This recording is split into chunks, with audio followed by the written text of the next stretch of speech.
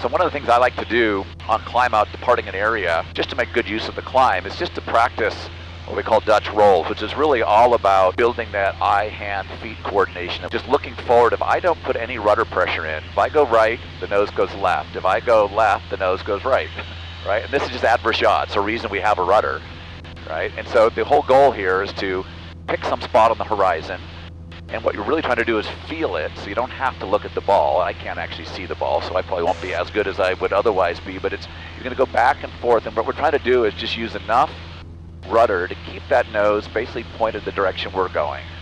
And you can go slow, you don't have to go too fast, especially as you're starting off, and we're not going to go too steep either. But what you're trying to do is figure out how much rudder does it take to keep the nose pointed in the direction you're going.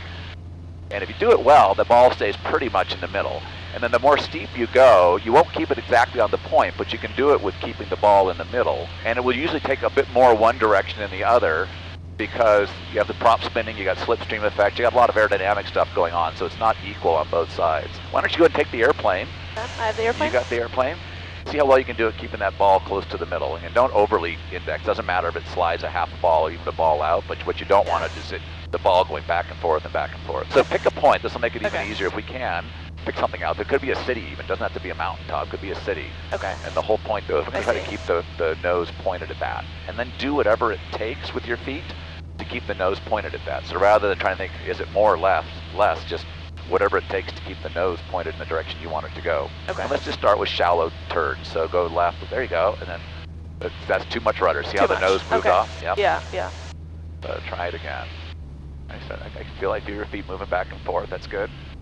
And now start trying to do a little bit steeper turns. Like that, there you go, and back the other direction. There you go, that's what you're looking for right there.